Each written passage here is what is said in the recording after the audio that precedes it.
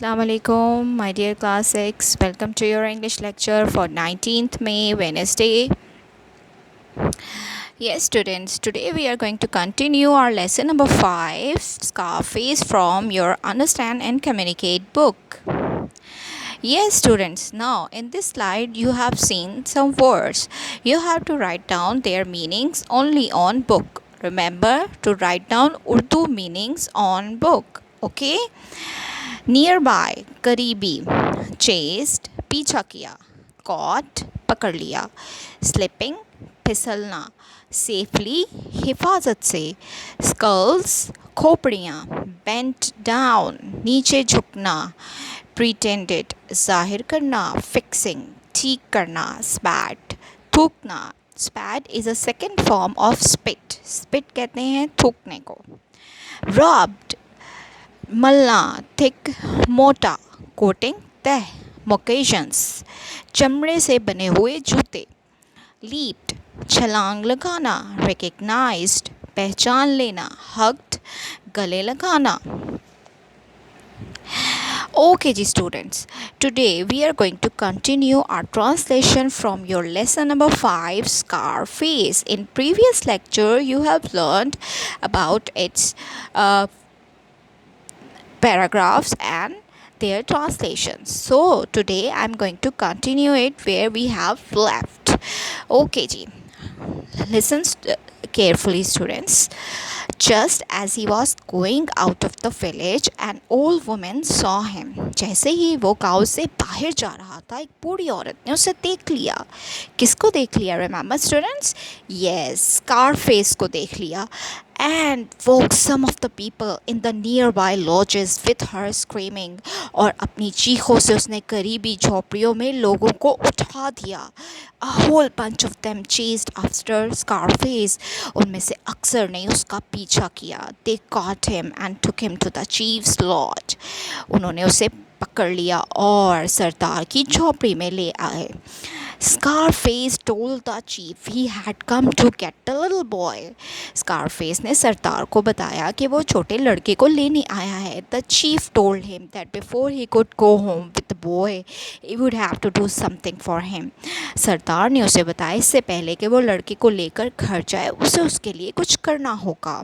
He said he would put 7 skulls on the ground. उसने कहा कि वो 7 खोपड़ियाँ ज़मीन पर रखेगा. And if Scarface could jump from one to the other without slipping with the boy on his back, he would be able to go home safely with the boy. और अगर Scarface उनमें से एक के बाद दूसरे पर बगैर फिसले लड़के को अपनी कमर पर लेकर छलांग लगा सकेगा तो तभी वो बाहिफाजत लड़के के साथ घर जा सकेगा. But if he couldn't do this, लेकिन अगर वो ये ना कर सका, they would both be killed. वो दोनों मारे जाएंगे. The chief led Scarface to the place where the skulls were. Sardar Scarface को उस जगह पर ले गया जहाँ पर खोपड़ियाँ थी. He then told him to put the boy on his back and leap from skull to skull.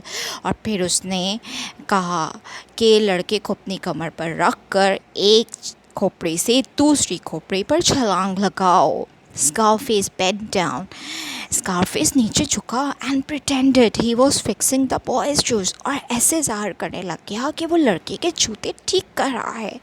While doing this, he spat in 2 places on the ground. और जब वो ये कर रहा था, उसने ज़मीन पर 2 जगह थूका. And rubbed his feet on them. और अपने पाँव उन पर रगड़े. This made a thick coating of dirt on his moccasins. और इस तरीके ने उसके जूतों पर एक मोटी तह मिट्टी की लगा दी. He then put the boy on his back. उसने फिर लड़के को अपनी कमर पे रखा. And stepped on the first skull. और पहली खोपड़ी पर पाँव रखा. He leaped from it to the second. और इससे फिर उसने दूसरी पर छलांग लगाई. And so on. और करता गया without slipping, बगैर फिसले हुए. So students, see the cleverness of Scarface. By doing this, he successfully leaped from the skulls. यानी वो अपने जूतों पर मिट्टी लगाने की वजह से वो बिल्कुल आराम से जंप लगाता गया. When he had finished this, he was allowed to take the boy home to his father and mother. जब उसने ये काम ख़त्म कर लिया तो उसे इजाज़त मिल गई कि लड़के को उसके माँ बाप के पास ले जाए. He took the boy home. वो लड़के को घर ले आया. And as they were going over the hill, और जैसे ही वो पहाड़ी पर जा रहे थे, Scarface saw somebody running to him. Scarface ने देखा कोई उनकी तरफ भाग रहा है. As the figure came closer, और जैसे ही वो साया करीब आया, he recognized, उसने पहचान लिया. It was the boy's sister. वो लड़के की बहन थी.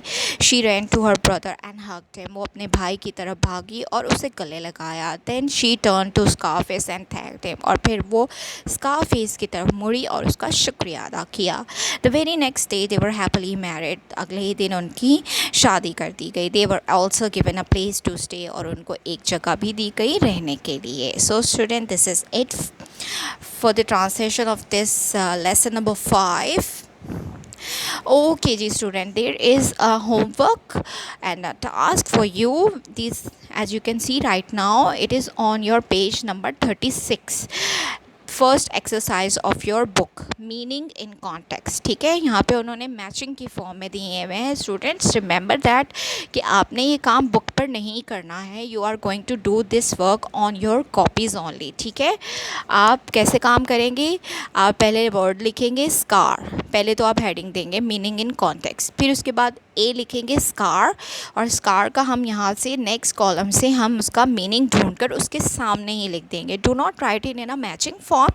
Matching form is quite jumbled, तो लर्न करने में इतना मुश्किल होगा. इसलिए मैं आपको ईजी वे बता रही हूँ कि आपने वर्ड लिखना है स्कार, और नेक्स्ट कॉलम से उसका मीनिंग ढूंढकर उसके आगे लिख लें या नीचे लिख लें. It's up to you. ठीक है, स्कार, स्कार का मतलब है mark left after a wound has heal.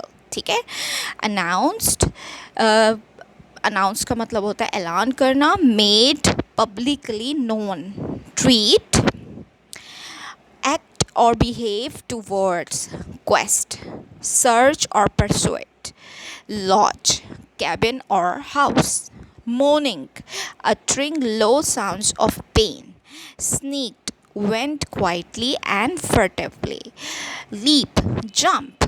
Moccasins, shoes made from deer skin. Figure, figure's meaning is human form or shape. ठीक है student, so you are going to do this work on your copies.